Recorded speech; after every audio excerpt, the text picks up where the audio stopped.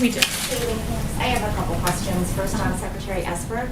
CBS News has learned that his remarks this morning were not received well here inside the White House. Had the Secretary ever expressed his views about active duty forces to President Trump before this morning in private? And does the President still have confidence in Secretary Esper? So not that I'm aware of in terms of expressing his opinion, and I wouldn't get into the private conversations that went on here in the White House. And with regard to whether the President has confidence, I would say if he loses confidence in Secretary Esper, I'm sure you all will be the first to know. But as of right now, he still does? As of right now, Secretary Esper is still Secretary Esper, and should the President lose faith, we will all learn about that in the future. Thank you. And on policing, Vice President Joe Biden has vowed to set up a police oversight board if he is elected. Is President Trump considering anything comparable or any other specific legislative and policy reforms to address racial disparities in policing? So there have been various things discussed here in the White House. I don't want to get ahead of the President and as to what he ultimately determines. The President believes that most police officers in this country are good, hardworking people, and he notes that, but he also notes some of the injustices we've seen and the need to make sure that the appropriate use of force is used and that our officers are trained in that capacity. So he is considering some sort of federal oversight? There's been discussion of various proposals that we could look at, but no announcements on that front just yet. Jim. Kayleigh, you mentioned Dr. King. He likely would not have approved of what took place Monday evening across from the White House, as you probably know. If the White House president and his team had to do it all over again, would you have gassed and pummeled protesters to clear the park so the president could have a photo op? So let me first address no tear gas was used and no rubber bullets were used. So again, no tear gas was used, no rubber bullets were used. Why are you making that distinction? Chemical agents were used. Let me back up and Episcopal priest who said she was gassed. Others say they were tear gassed in that area. Well, no one was tear gassed. Let me make that clear. That's been confirmed by DOD and by Park Services as well. So let me go back and address what happened because there's been a lot of misreporting. First, I would note that these protests that were going on, in the morning, AG Barr had determined that we needed to expand the perimeter by 1 block on each side. He was surprised, AG Barr, when he arrived at the White House to see that that perimeter had not been moved. So he said that we needed to get going with moving that perimeter. He told the officers that out there. That was late afternoon. So that decision was made in the morning, first of all. The protesters were told 3 times over loudspeaker that they needed to move. And what happened was it grew increasingly unruly. There were projectiles being thrown at officers. Frozen water bottles were being thrown at officers. Various other projectiles. And the officers had no other choice than in that moment to act and make sure that they were safe and that the perimeter was pushed back because, as we all know, a church was burning in that very area the night before. So the appropriate action was taken. It was taken. It was burning the night before, which enforced the decision to move the perimeter on each side by a block, so that church would no longer be in harm's way by the rioters. But it's absolutely uncalled for to throw bricks. Absolutely uncalled for to throw water bottles that are frozen at police officers. Don't you agree, Kayleigh, that the vast majority of those protesters were doing so peacefully, and that many of them did not hear those warnings and were simply just pushed out of the way, just forced out, pummeled out of the way by their fellow Americans, police officers? You sent in members of the military to deal with this. I mean, what do you say to Americans who look at what happened on Monday and find that to be appalling? Well, let me note the National Guard was utilized across Washington, D.C. The military was not. There is a distinction, and I would say that it is uncalled for to throw bricks at officers, uncalled for to throw frozen water bottles at officers. And they also had received intelligence that there were calls for violence against police officers, and they found caches of glass bottles, baseball bats, and metal poles hidden along the streets. When an officer is at risk, they have the right to defend themselves. They did so peaceably. There were no fatalities, no severe injuries. You do it again.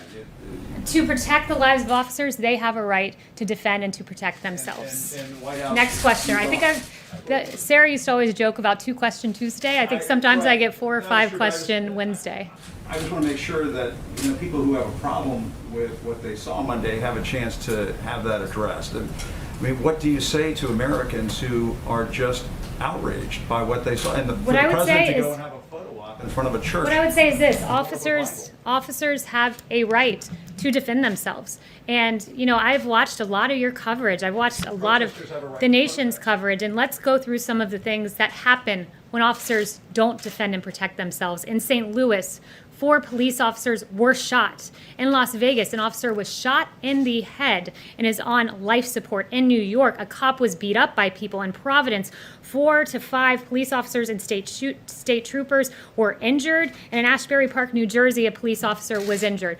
Police officers are out on the front lines. They're defending and protecting you as you come into this building each and every day, Jim. We owe them honor, we owe them respect, and when they are under attack, they have the ability to defend themselves. Zeke.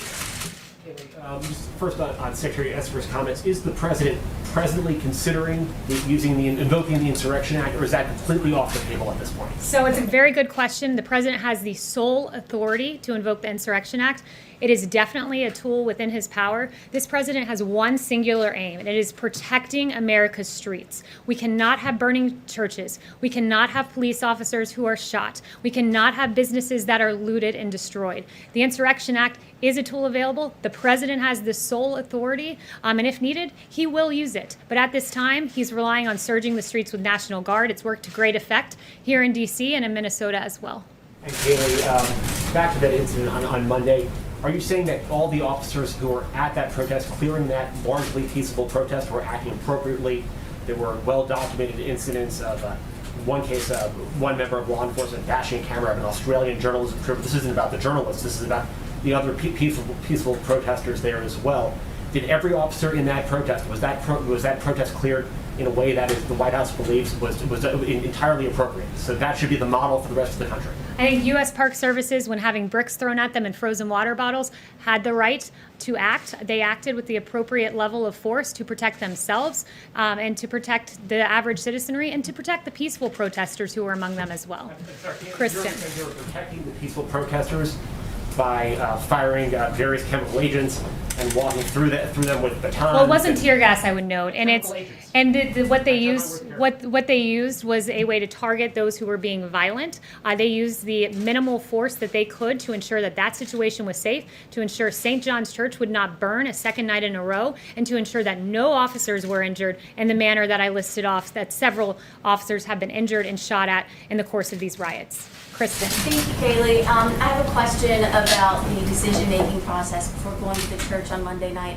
The president said on Fox Radio this morning that he never told anyone to push the protesters out. The defense secretary, he said something similar. So who at the White House did know, or was this a unilateral decision by the Attorney General? The Attorney General decided that morning to expand the perimeter, and that was a decision made long before the church discussion was ever under consideration. When the president gives an order, people act. It's not as if he's walked through each and every detail of how a plan goes about. He says, I want to go to the church. He goes to the church, and everyone executes the plan in the order that the president puts into place. So the president is absolutely right in what he said. So was the plan still for President Trump to walk out there, even if the protesters were still there? I'm not aware of the determinations that Secret Service had as they arranged for the president to walk out there, but I would just note again that the decision to expand the perimeter was a decision made in the morning by Attorney General Barr. Okay, just one question about the coronavirus, because we're still in the middle of the pandemic. Dr. Fauci, he said in an interview on Monday that his contact with President Trump had dramatically decreased, and so had the frequency of the coronavirus task force meetings. Is that accurate, and if so, why? There was a coronavirus task force briefing just yesterday. We are constantly, as an administration, monitoring the coronavirus to protect the safety and well-being of the American people. Right now, we all saw that church burn. We all saw some of the violence in the streets, and the president has had several meeting after meeting with AG Barr, Secretary Esper, General Milley, to make sure that our streets are peaceful and under control, while also monitoring the coronavirus and what we're seeing develop there. Mario. Thanks, Kayleigh. I'm confused. I mean, if the protests were peaceful on Monday, why did you all clear the area, and whose decision was to clear it later in the day? If Attorney General Barr wanted it cleared earlier in the day, why did it take so long for it to be cleared? Yeah, he ordered it to be cleared Monday morning. It didn't happen when he arrived, so he immediately instructed the officers to ensure that it was moved back a block. As we all saw Sunday night, it was not a peaceful protest. It was, in fact, a riot with a church burning in Washington, D.C. The president made sure that Washington, D.C. was secure Monday night, and part of that involved moving the perimeter back to ensure that St. John's Church was protected. But that's quite a gap between the morning and then the evening when you all walked over there. Why was there such a gap? Look, again, that's a question for AG Barr, who made the order. It's a question for the officers who were on the ground at the time, why that wasn't deployed right away. But when AG Barr came to the White House, I think it was early afternoon, he noticed that it hadn't been cleared, gave the order for it to be cleared, and that action took place. Why did the president feel it was important to go walk over there through the park into the church?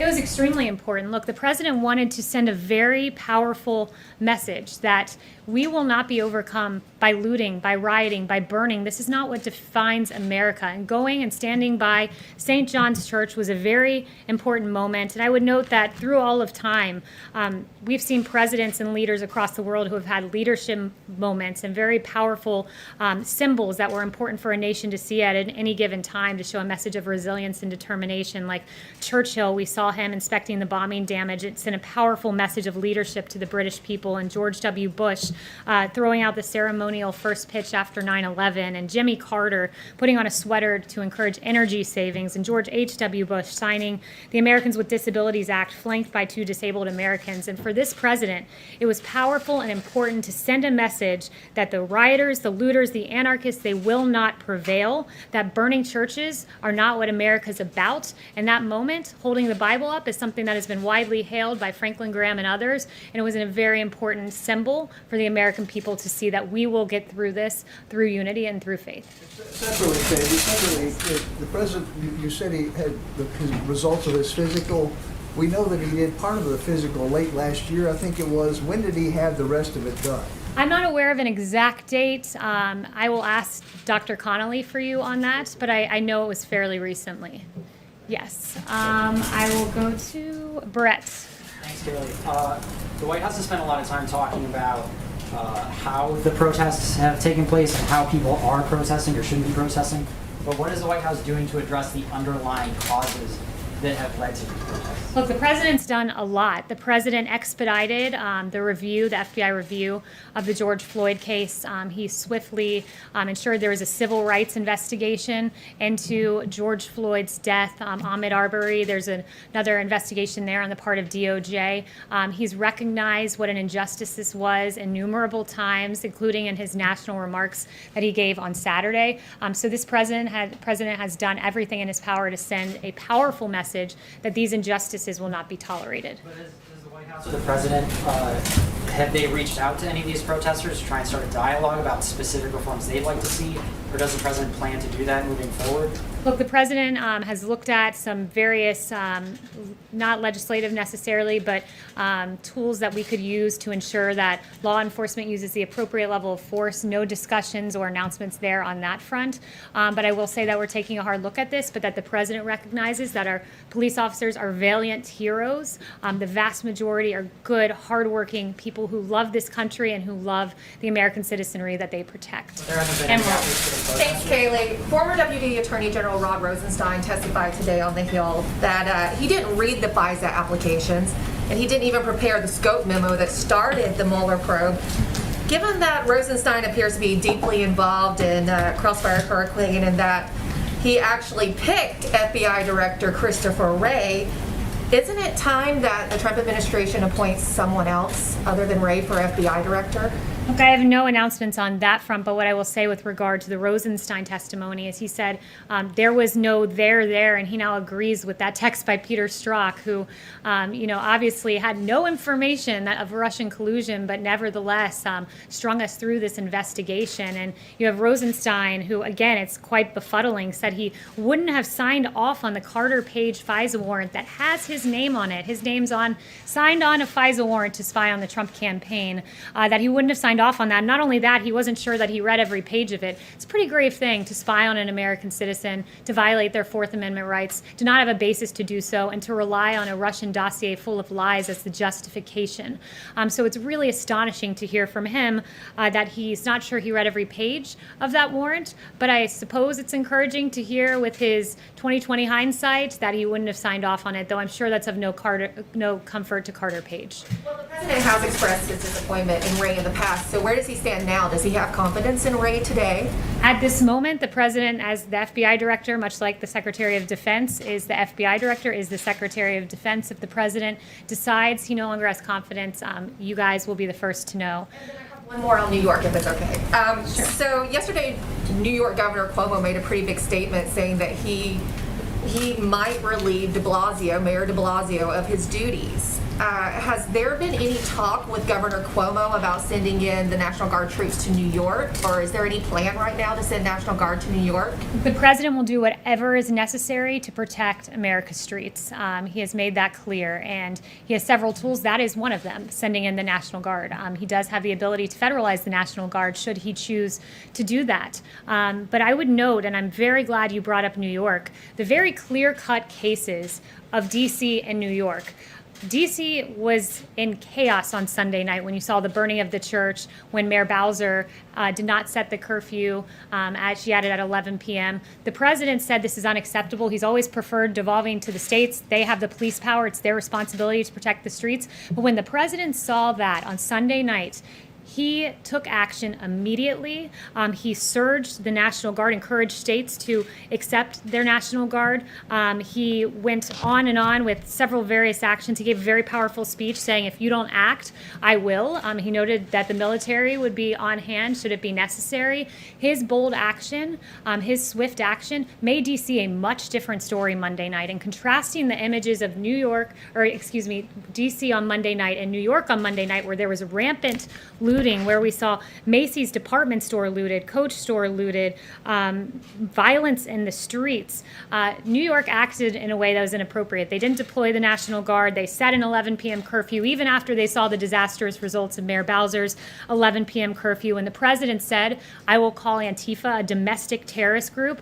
What was New York doing? New York was arresting people on burglary charges and then releasing 500 individuals after they had arrested them. So the weak-kneed policies of New York stand in stark contrast to the law and order policies of this president that has succeeded in securing this city, as we've seen the last two nights.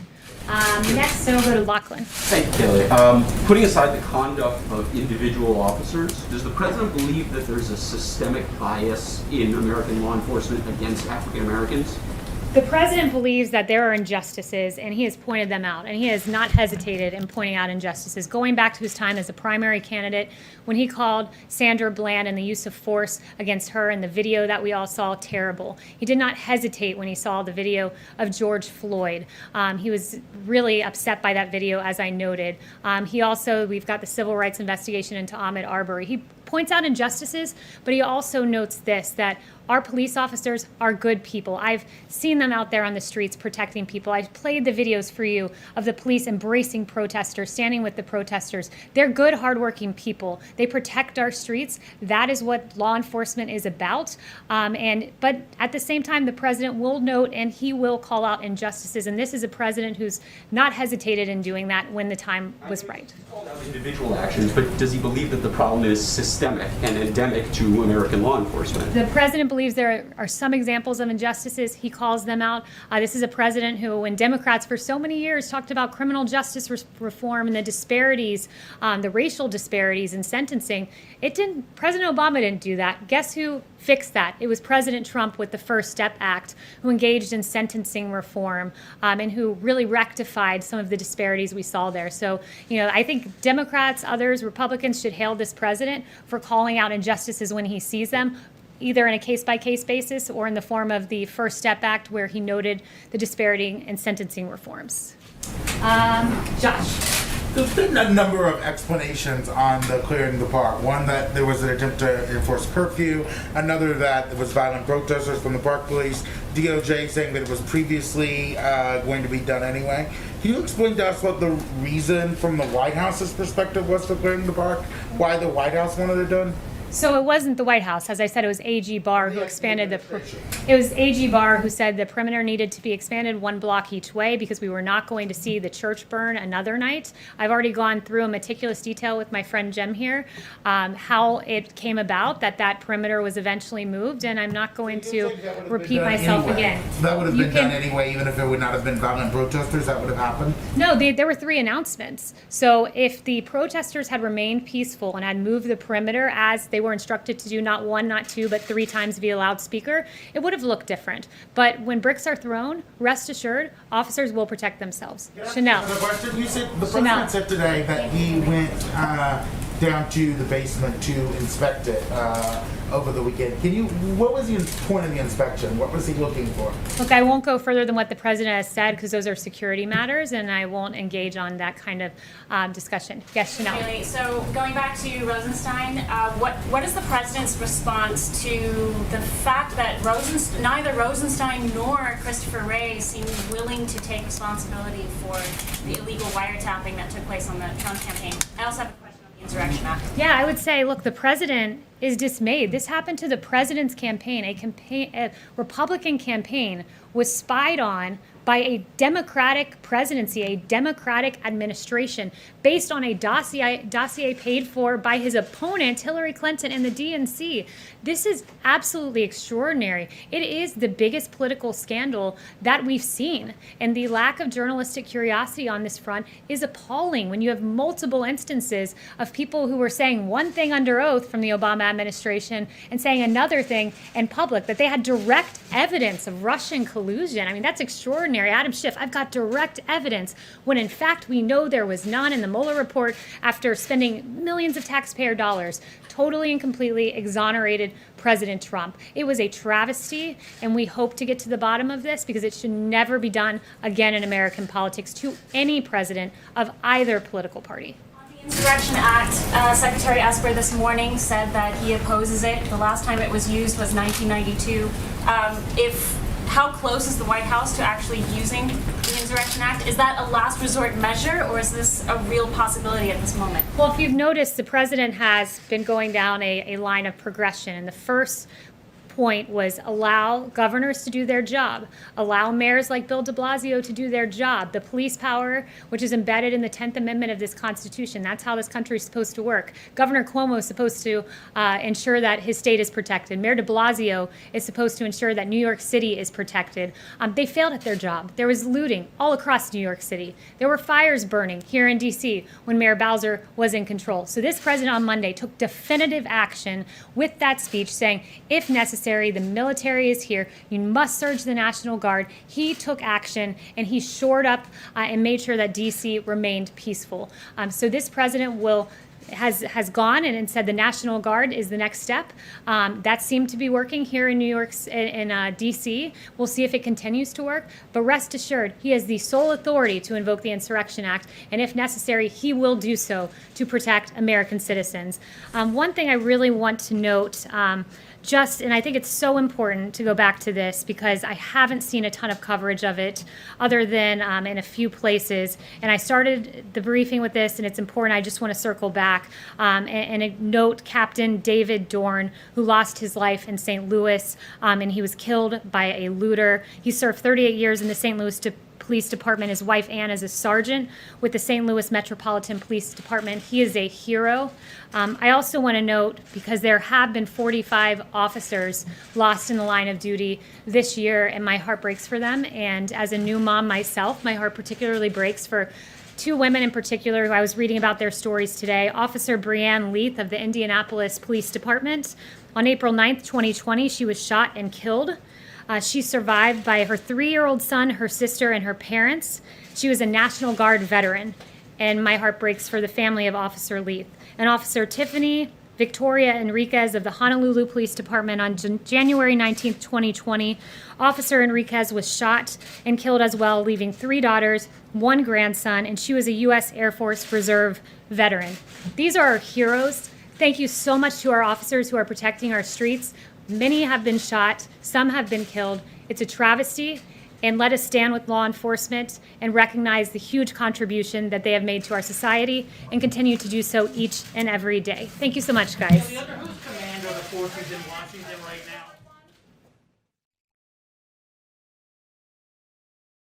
All right, folks, thank you so much for joining us and choosing us as your stream of choice here at Golden State Times. If you're new to the channel, we encourage you to subscribe and click that notification bell as we cover everything that has to do with the White House, with the president, and also politics. So if you want to stay up to date on everything, make sure you subscribe and you click that bell. And you also follow us on Twitter at Gold State Times.